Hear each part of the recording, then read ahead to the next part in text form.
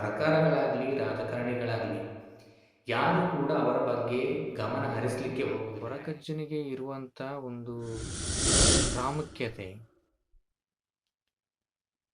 ಈ ಕೊರಗ ಸಮುದಾಯಕ್ಕೆ ಯಾಕೆ ಸಿಗ್ತಾ ಇಲ್ಲ ಅಂತೇಳಿ ನನಗೆ ನಿಜವಾಗಿಯೂ ಕಾಡ್ತಾ ಇದೆ. ನಮಗೆ ಪರಿಚಯ ಇರುವಂಥವರೇ ಅವರ ಬಳಿ ನಾನೊಂದು ಮಾತು ಕೇಳಿದೆ. ಏನು ಅಂತ ಹೇಳಿದ್ರೆ, ನನಗೆ ಆ ಬಟ್ಟಿಗಳನ್ನು ಮಾಡುವಂಥ ಒಂದು ವಿಡಿಯೋ ಮಾಡಬೇಕಾಗಿತ್ತು. ನಾನು ಅವ್ರ ಹತ್ರ ಕೇಳಿದೆ, ನೀವು ಈ ಬಟ್ಟಿಗಳನ್ನೆಲ್ಲ ಮಾಡ್ತಿರಲ್ಲ, ಅದರ ಒಂದು ವಿಡಿಯೋ ಮಾಡ್ಬೋದಾ, ನಿಮ್ಮ ಹತ್ರ ಒಂದಷ್ಟು ಮಾತಾಡ್ಬೋದಾ ಅಂತ. ಬಟ್ ಅವ್ರಿಗೆ ಅದು ಏನು ಅನ್ನಿಸ್ತು ಗೊತ್ತಿಲ್ಲ. ನನಗೆ ಭಾರಿ ಬೇಜಾರಾಯ್ತು. ಬೇಡ ಬೇಡ, ಏನೋ ಒಂಥರ ಭಯಕ್ಕೆ ಬಿದ್ದವರಾಗಿ, ಇಲ್ಲ ಬೇಡ ಅಂತ. ಪಬ್ಲಿಕ್ ಟಿವಿ ರಂಗನಾಥ್ ಅವರು ಹೇಳ್ತಾರೆ, ಸಮೀಕ್ಷೆಗೆ ಬಂದಾಗ ಆಧಾರ್ ಕಾರ್ಡ್ ಡೀಟೇಲ್ಸ್ಗಳನ್ನು ಕೊಡಬೇಡಿ,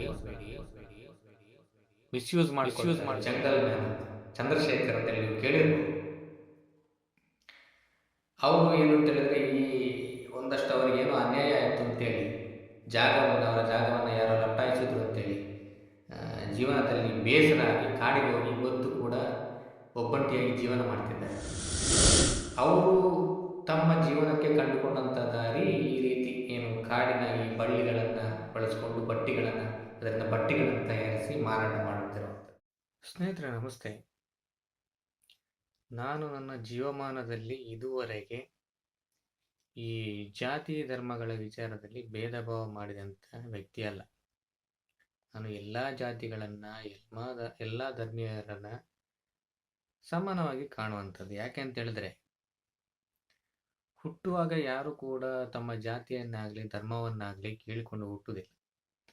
ಹುಟ್ಟಿದ ನಂತರ ಅವರ ಹುಟ್ಟಿಗೆ ಅನುಗುಣವಾಗಿ ಅವರ ಜಾತಿ, ಅವರ ಧರ್ಮ ನಿರ್ಣಯ ಆಗುವಂಥದ್ದು. ನೋಡಿ, ಇವಾಗ ಸರ್ಕಾರ ಈ ಸಾಮಾಜಿಕ ಮತ್ತು ಶೈಕ್ಷಣಿಕ ಸ್ಥಿತಿಗತಿಯನ್ನು ತಿಳ್ಕೊಳ್ಳಲಿಕ್ಕೆ ಕರ್ನಾಟಕದಲ್ಲಿ ಒಂದು ಸಮೀಕ್ಷೆಯನ್ನು ಜಾರಿ ಮಾಡ್ತಾ ಇದೆ. ಈ ಸಮೀಕ್ಷೆಗೆ ಒಂದು ಪೂರ್ವ ತಯಾರಿಯಾಗಿ ಅಲ್ಲಿ ಒಂದು ಜಿಯೋ ಟ್ಯಾಗಿಂಗ್ ಮಾಡಲಿಕ್ಕೆ ಡೋರ್ ನಂಬರ್, ಅಂದರೆ ಈ ಸಮೀಕ್ಷೆಗೆ ಪೂರಕವಾಗಿ ಒಂದು ಐಡಿಯನ್ನು ಪ್ರತಿ ಮನೆಗಳಿಗೆ ಕೊಟ್ಟಿದೆ. ಇದರ ಭಾಗವಾಗಿ ಪ್ರತಿ ಮನೆಯ ಡೋರ್ಗಳಲ್ಲಿ ಅಥವಾ ಆ ಮನೆಗೆ ಸಂಬಂಧಪಟ್ಟ ಜಾಗದಲ್ಲಿ ಸ್ಟಿಕ್ಕರ್ಗಳನ್ನು ಅಂಟಿಸಿ ಹೋಗಿದ್ದಾರೆ ಈಗಾಗಲೇ. ಆ ಸ್ಟಿಕ್ಕರ್ನಲ್ಲಿ ಹಿಂದುಳಿದ ವರ್ಗಗಳ ಆಯೋಗ ಅಂತೇಳಿ ಇದ್ದ ಮಾತ್ರಕ್ಕೆ ಎಷ್ಟೋ ಜನ ಮನೆಗೆ ಏನೋ ಒಂದು ಅನಿಷ್ಟ ಬಂದು ಅಂಟುಕೊಳ್ತು ಅಂತೇಳುವ ರೀತಿಯಲ್ಲಿ ಮಾತಾಡಿದವರಿದ್ದಾರೆ. ನಮ್ಮ ದೇಶದಲ್ಲಿ, ನಮ್ಮ ರಾಜ್ಯದಲ್ಲಿ ಇವತ್ತಿಗೂ ಕೂಡ ಜಾತಿ ಪದ್ಧತಿ, ಶೋಷಣೆ ಎಷ್ಟರ ಒಟ್ಟಿಗೆ ಜನರಲ್ಲಿ ಬೇರೂರಿದೆ ಅಂತ ಹೇಳುವಂಥದ್ದಕ್ಕೆ ಇದಕ್ಕಿಂತ ದೊಡ್ಡ ಉದಾಹರಣೆ ಬೇರೆ ಇಲ್ಲ.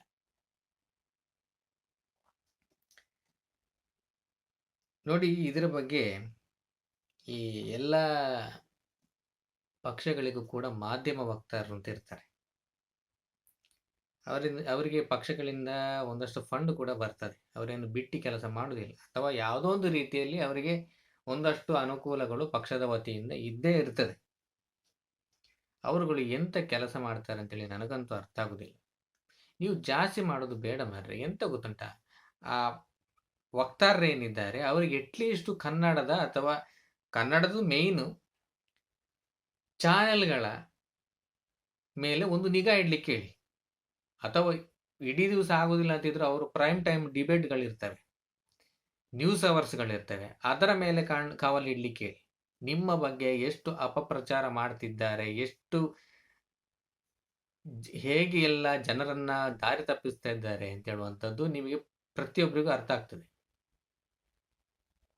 ನೀವು ಯಾರು ಕೂಡ ಈ ಮಾಧ್ಯಮಗಳಲ್ಲಿ, ಸೋಷಿಯಲ್ ಮೀಡಿಯಾಗಳಲ್ಲಿ ಸರ್ಕಾರದ ಬಗ್ಗೆ ಅಪಪ್ರಚಾರಗಳು, ಜನರನ್ನ ಮಿಸ್ಗೈಡ್ ಮಾಡುತ್ತಿರುವಂಥ ವಿಚಾರ ನಿಮ್ಗಳಿಗೆ ತಲೆಗೆ ಹೊಕ್ಕುವುದೇ ಇಲ್ಲ. ಅದು ಯಾವುದೊಂದು ಇವಾಗ ಡಿಬೇಟ್ ನೋಡ್ತಾ ಇದ್ದೆ, ಆತ ಯಾರೋ ಒಬ್ಬ JDS ವಕ್ತಾರ ಇರ್ಬೇಕು, ಆತ ಹೇಳ್ತಿದ್ದಾನೆ ಪದೇ ಪದೇ, ಈ ಜಾತಿ ಗಣತಿಯಿಂದ ಏನು BPL ಕಾರ್ಡ್ ತೆಗಿತಿದ್ದಾರೆ, ಎಷ್ಟೋ ಜನ ಲಕ್ಷ ಜನ BPL ಕಾರ್ಡ್ ಕಳ್ಕೊಂಡಿದ್ದಾರೆ. BPL ಕಾರ್ಡ್ ತೆಗೆದಿರೋದೇನಕ್ರಿ? ಅದೇ ನಿಮ್ಮ ಮಾಧ್ಯಮಗಳಲ್ಲೇ ಬಂದಿದೆ. ಸರ್ಕಾರ ಹೇಳಿದು ಬಿಡಿ, ನಿಮಗೆ ನಂಬಿಕೆ ಇಲ್ಲ ಅಂತ ಹೇಳಿದ್ರೆ ಮಾಧ್ಯಮಗಳಲ್ಲೇ ಬಂದಿದೆ. ಯಾಕೆ ಅಂತ ಹೇಳಿದ್ರೆ MDಗಳು, ಕಂಪನಿಗಳ CEO ಲಕ್ಷಗಟ್ಟಲೆ ತೆರಿಗೆ ಕಟ್ಟುವವರು ಸಮೇತ BPL ಕಾರ್ಡ್ ಇಟ್ಕೊಂಡಿದ್ದಾರೆ. ಮಾನ ಮರ್ಯಾದೆ ಉಂಟಾ ಇವರಿಗೆ? ಯಾವುದೋ ಬಡ ಬಗ್ಗರಿಗೆ ಸೇರಬೇಕಾದಂಥ BPL ಕಾರ್ಡ್‌ಗಳು ಯಾವುದೋ ಕೋಟಿಗಟ್ಟಲೆ ಆಸ್ತಿ ವರಮಾನ ಇರುವಂತವರ ಕೈಯಲ್ಲಿದೆ. BPL ಕಾರ್ಡ್‌ಗೆ ಹಾಗಿದ್ರೆ ಅರ್ಥ ಉಂಟಾ? ಏನಂತೇಳಿ ಮಾತಾಡ್ತೀರಿ ನೀವು? ನೀವು ಹೀಗೆ ಇದ್ರೆ ಈ ಚಾನೆಲ್‌ಗಳ ಮೇಲೆ ನೀವೊಂದು ಕಡಿವಾಣ ನೋಡಿ. ಇವರಿಗೆ ಲೈಸೆನ್ಸಿಂಗ್ ಅಥಾರಿಟಿ ಕೇಂದ್ರ.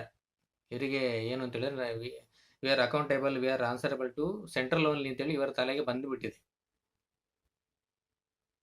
ಸೊ ಇವ್ರು ಏನು ಮಾಡಿದ್ರು ನಡೀತದೆ. ರಾಜ್ಯ ಸರ್ಕಾರಗಳ ವಿರುದ್ಧ ಹೇಗೆ ಗುಲ್ಲೆ ಎಬ್ಬಿಸಿದ್ರು ನಡೀತದೆ. ಸಮಾಜ ಒಡೆತಿರುವಂಥದ್ದು ಸರ್ಕಾರ ಅಲ್ಲ, ಇಲ್ಲಿ ಆಕ್ಚುಲಿ ಮಾಡ್ತಿರುವಂಥದ್ದು ನೀವುಗಳು, ಮಾಧ್ಯಮಗಳೇ ಮಾಡ್ತಿರುವಂಥದ್ದು ಸಮಾಜ ಒಡೆಯುವ ಕೆಲಸ.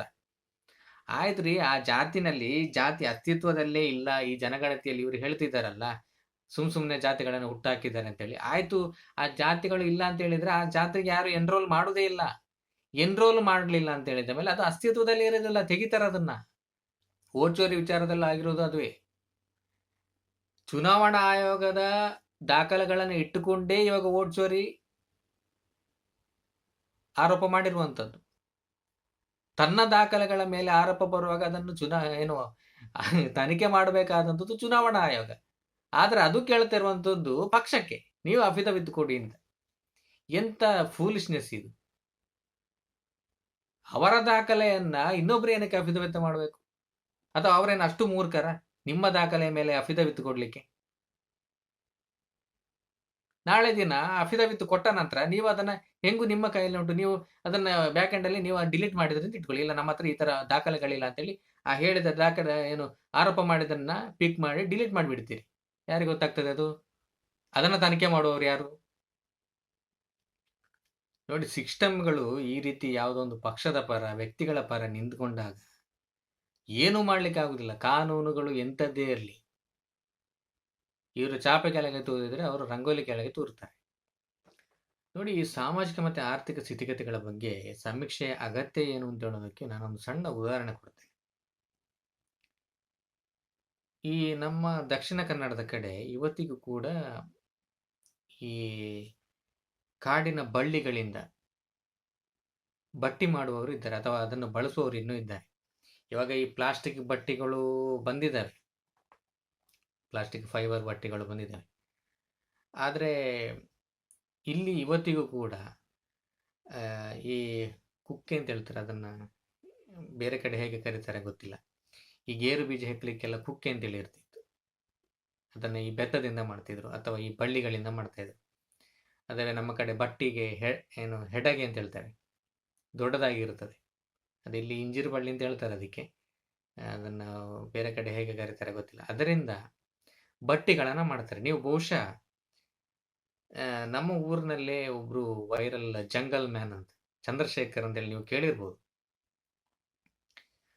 ಅವರು ಏನು ಅಂತ ಹೇಳಿದ್ರೆ, ಈ ಒಂದಷ್ಟು ಅವ್ರಿಗೆ ಏನೋ ಅನ್ಯಾಯ ಆಯ್ತು ಅಂತೇಳಿ ಅವರ ಜಾಗವನ್ನ ಯಾರೋ ಲಪ್ಟಾಯಿಸಿದ್ರು ಅಂತೇಳಿ ಜೀವನದಲ್ಲಿ ಬೇಸರ ಆಗಿ ಕಾಡಿಗೆ ಹೋಗಿ ಇವತ್ತು ಕೂಡ ಒಬ್ಬಂಟಿಯಾಗಿ ಜೀವನ ಮಾಡ್ತಿದ್ದಾರೆ. ಅವರು ತಮ್ಮ ಜೀವನಕ್ಕೆ ಕಂಡುಕೊಂಡಂತ ದಾರಿ ಈ ರೀತಿ, ಏನು ಕಾಡಿನ ಈ ಬಳ್ಳಿಗಳನ್ನ ಬಳಸಿಕೊಂಡು ಅದರಿಂದ ಬಟ್ಟೆಗಳನ್ನು ತಯಾರಿಸಿ ಮಾರಾಟ ಮಾಡಿ ಅದರಿಂದ ಜೀವನ ಸಾಗಿಸ್ತಾ ಇದ್ದಾರೆ. ಹಾಗೆ ನಮ್ಮ ಊರಿನಲ್ಲಿ ಕೂಡ ಈ ಪಟ್ಟಿಗಳನ್ನ ಮಾಡಿ ಅದನ್ನ ಮಾರಿ ಸಂಪಾದನೆ ಮಾಡುವವರು ಇದ್ರು. ಅಂದ್ರೆ ಅವರು ಈ ಕೊರಗ ಸಮುದಾಯಕ್ಕೆ ಸೇರಿದಂಥವ್ರು. ನೋಡಿ, ಕೊರಗ ಸಮುದಾಯ ಅಂತ ಹೇಳುವಂಥದ್ದು ಅತ್ಯಂತ ಹೆಚ್ಚು ಪ್ರಯಾರಿಟಿ ಇರುವಂಥ ಸಮುದಾಯ. ಯಾಕೆಂತ ಹೇಳಿದ್ರೆ ಅವರಿಗೆ ಸರ್ಕಾರದಿಂದ ಎಲ್ಲಾ ರೀತಿಯ ಸೌಲಭ್ಯಗಳು ಸಿಗ್ತವೆ. ಬಟ್ ದುರಾದೃಷ್ಟ ಏನು ಅಂತ ಹೇಳಿದ್ರೆ, ಅವರುಗಳಿಗೆ ಒಂದು ಅದರ ಬಗ್ಗೆ ಈ ಸರ್ಕಾರದ ಏನು ಅನುದಾನಗಳಿರ್ಬೋದು ಅಥವಾ ಸ್ಕೀಮ್ಗಳಿರ್ಬೋದು, ಅದರ ಬಗ್ಗೆ ಇನ್ಫಾರ್ಮೇಶನ್ ಕೊಡ್ಲಿಕ್ಕೆ ಯಾರೂ ಇಲ್ಲ. ಮೊದಲಾಗಿ ಅವರು ಅದನ್ನು ತಿಳ್ಕೊಳ್ಳಿಕ್ಕೂ ಕೂಡ ಪ್ರಯತ್ನ ಮಾಡೋದಿಲ್ಲ. ನೋಡಿ, ಯಾರೋ ಭೂರಹಿತ ಬಡವ ಅಂತ ಹೇಳ್ಕೊಂಡು ಯಾರ್ಯಾರಿಗೂ ಎಕರೆ ಕಟ್ಲೆ ಸಾವಿರಾರು ಎಕರೆಗಟ್ಟಲೆ ಉದ್ಯಮಿಗಳಿಗೆಲ್ಲ ಕೊಡ್ತಾರೆ. ಬೋಗಸ್ ದಾಖಲೆಗಳನ್ನು ಸೃಷ್ಟಿ ಮಾಡಿ. ಆದರೆ ಇಂಥವರಿಗೆ ಕೊಡುವುದಿಲ್ಲ. ಈ ಕೊರಗ ಸಮುದಾಯ ಅಥವಾ ಅವರು ಬಹುಶಃ ಅದು ಬುಡಕಟ್ಟು ಸಮುದಾಯಕ್ಕೆ ಸೇರ್ತದೆ. ನನಗೆ ಅದರ ಬಗ್ಗೆ ಅಷ್ಟೊಂದು ಜ್ಞಾನ ಇಲ್ಲ. ಆದರೆ ಅವರೇ ಈ ಮಣ್ಣಿನ ಮೂಲ ನಿವಾಸಿಗಳು ಅಂತೇಳುವಂಥದ್ದು ಐತಿಹ್ಯ ಇರುವಂಥದ್ದು. ಬಟ್ ಅವರ ಸ್ಥಿತಿಯೇ ಇವತ್ತು ಅತ್ಯಂತ ಶೋಚನೀಯಾಗಿದೆ. ಅವರು ಯಾವತ್ತೂ ನೋಡಿ, ಕೊರಗ ಸಮುದಾಯ ಬಹುಶಃ ನನ್ನ ಪ್ರಕಾರ ಇವತ್ತಿನ ದಿನದಲ್ಲಿ ಅವರ ಸಂಖ್ಯೆ ಬಹಳ ಕಡಿಮೆ. ಈ ಸಮುದಾಯಗಳ ಸಂಖ್ಯೆ ಕಡಿಮೆ ಆಗ್ತಾ ಹೋದಾಗೆ ಈ ಸರ್ಕಾರಗಳಾಗ್ಲಿ, ರಾಜಕಾರಣಿಗಳಾಗ್ಲಿ ಯಾರು ಕೂಡ ಅವರ ಬಗ್ಗೆ ಗಮನ ಹರಿಸಲಿಕ್ಕೆ ಹೋಗುವುದಿಲ್ಲ. ಯಾಕೆ ಅಂತ ಹೇಳಿದ್ರೆ ಅವರು ಏನು ಈ ಚುನಾವಣೆಯಲ್ಲಿ ಅವರು ಯಾವುದೇ ರೀತಿಯಲ್ಲಿ ಅದಕ್ಕೆ ಚುನಾವಣೆಗಳ ಮೇಲೆ ಇಂಪ್ಯಾಕ್ಟ್ ಮಾಡುವಷ್ಟು ಸಂಖ್ಯೆ ಅವರಲ್ಲಿಲ್ಲ. ಇವಾಗೇನು ಓಲೈಕೆ ರಾಜಕಾರಣ ಅಂತ ಹೇಳ್ತಾರಲ್ಲ, ಈ ಸಮುದಾಯಗಳನ್ನ ಓಲೈಕೆ ಮಾಡಿ ಯಾರಿಗೂ ಅವರಿಂದ ಏನು ಗೆಲುವು ಸಾಧಿಸುವಷ್ಟರ ಮಟ್ಟಿಗೆ ಸಂಖ್ಯೆ ಇವರಲ್ಲಿಲ್ಲ.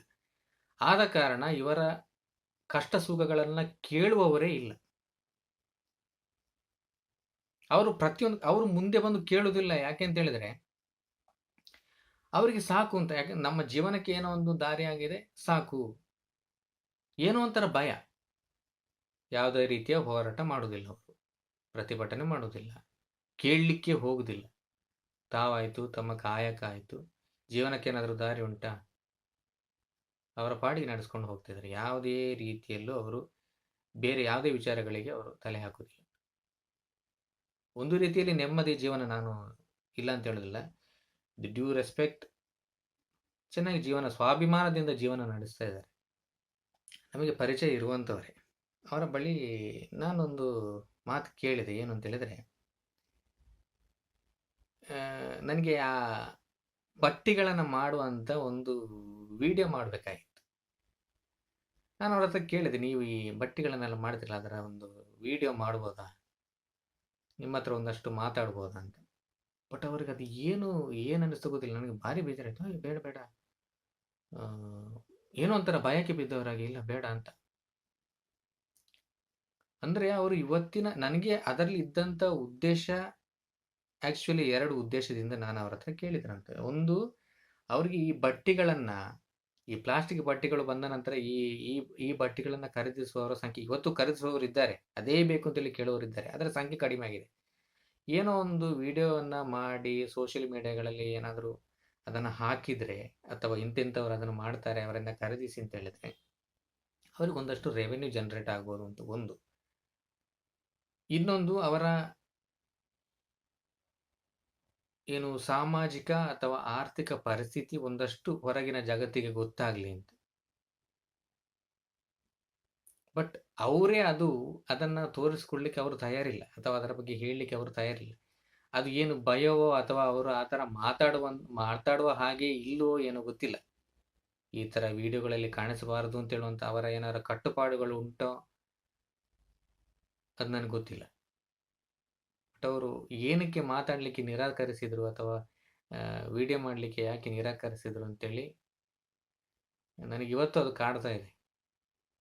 ನೀವೆಲ್ಲ ಕೊರಗಜ್ಜನ ಕಾರಣಿಕದ ಬಗ್ಗೆ ಕೇಳಿರ್ಬೋದು. ನಮ್ಮ ರಾಜ್ಯ, ದೇಶದಾದ್ಯಂತ ಅಸಂಖ್ಯ ಭಕ್ತಾದಿಗಳಿದ್ದಾರೆ.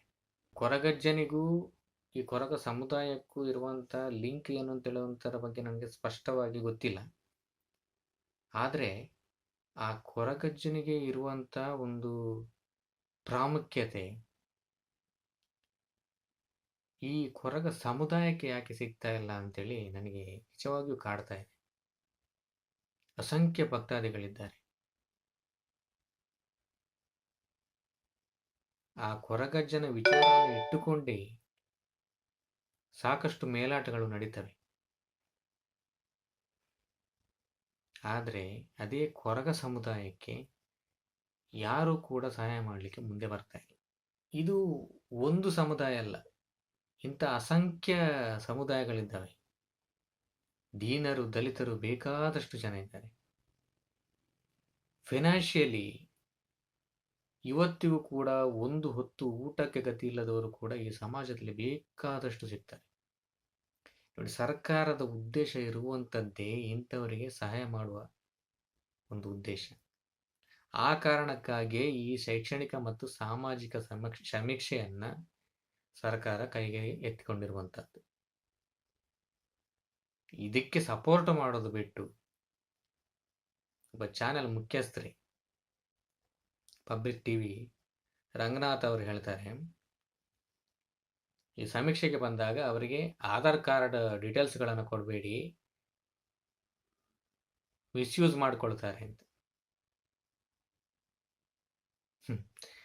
ಆಧಾರ್ ಕಾರ್ಡ್ ಇರುವಂಥದ್ದೇ ಇಂಥ ಐಡೆಂಟಿಫಿಕೇಶನ್ಗಾಗಿ, ಇಂಥ ಸರ್ಕಾರಿ ಯೋಜನೆಗಳಿಗೆ ಬಯೋಮೆಟ್ರಿಕ್ ಐಡೆಂಟಿಫಿಕೇಶನ್ ಸಿಗಲಿ, ಅದರ ಥ್ರೂ ಒಂದು ಸೆಂಟ್ರಲೈಸ್ ಸಿಸ್ಟಮ್ ಬರಲಿ ಅಂತ ಹೇಳುವಂಥ ಉದ್ದೇಶಕ್ಕಾಗಿಯೇ ಈ ಆಧಾರ್ ಕಾರ್ಡ್ ತಂದಿರುವಂಥದ್ದು. ಆ ಆಧಾರ್ ಕಾರ್ಡ್ನ ಇನ್ಫಾರ್ಮೇಷನ್ನೇ ಕೊಡಬೇಡಿ ಅಂತ ಹೇಳ್ಕೊಂಡು ನೀವು ಹೇಳ್ತಿರಲ್ಲ, ಒಂದು ಮೊಬೈಲ್ ಸಿಮ್ಗೆ ಸಮೇತ ಆಧಾರ್ ಕಾರ್ಡ್ ಕೊಡ್ತಾರೆ ಸ್ವಾಮಿ. ಆವಾಗ ನಿಮಗೆ ಇದರ ದುರ್ಬಳಕೆ ಆಗ್ತದೆ ಅಂತ ಹೇಳ್ಕೊಂಡು ನಿಮಗೆ ಎಲ್ಲೂ ಅನ್ನಿಸ್ಲಿಲ್ವಾ? ಸಿಕ್ಕಿದ ಕಡೆ ಆಧಾರ್ ಕಾರ್ಡ್ ನಂಬರ್ ಕೇಳ್ತಾರೆ, ಆವಾಗ ನಿಮಗೆ ಈ ಜ್ಞಾನ ಇರಲಿಲ್ವಾ? ಅದು ಬಿಡಿ, ಆಧಾರ್ ಕಾರ್ಡ್ ಡೇಟಾಗಳೇ ಸೋರಿಕೆ ಆಗಿದ್ದಾವೆ ಅಂತ ಹೇಳ್ಕೊಂಡು ಎಷ್ಟೋ ಕಂಪ್ಲೇಂಟ್ಗಳು ಬಂದಿದ್ದಾವೆ. ಆವಾಗ ನಿಮ್ಮ ಮಾಧ್ಯಮಗಳು ಉಸಿರೆತ್ತಲಿಲ್ಲ.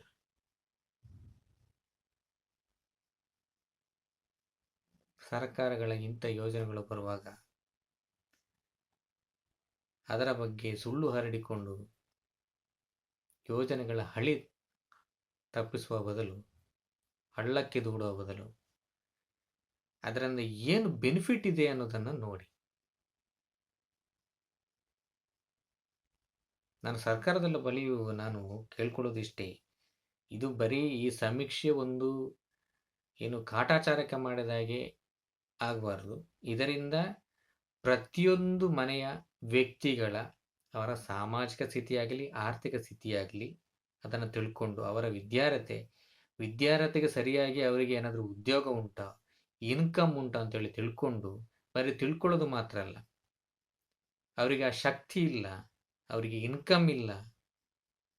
ನಾನು ಕೆಲವರು ಮಾತಾಡೋದನ್ನು ಕೇಳ್ತಾರೆ, ಇವತ್ತು ಏನು ಬಹಳಷ್ಟು ಸುಧಾರಿಸಿದೆ ಅಂತೆ, ಲಕ್ಷಗಟ್ಟಲೆ ಸಂಬಳ ಇದೆ. ಇವರು ಪ್ರತಿಯೊಂದಕ್ಕೂ ಹೇಳೋದು, ಅವತ್ತು ಅಷ್ಟು ಪೆಟ್ರೋಲಿಗೆ ರೇಟ್ ಕಮ್ಮಿ ಇತ್ತು, 40 ರೂಪಾಯಿ ಸಿಕ್ತಿತ್ತು, 50 ರೂಪಾಯಿ ಸಿಕ್ತಿತ್ತು ಅಂತ ಹೇಳಿದರೆ ಆವಾಗ ಸಂಬಳ ಇದ್ದದ್ದು 10,000, ಇವಾಗ 1 ಲಕ್ಷ ಆಗಿದೆ ಅಂತ. ಹೌದಾ? ಎಲ್ರಿಗೂ 1 ಲಕ್ಷ ಸಂಬಳದ್ದು?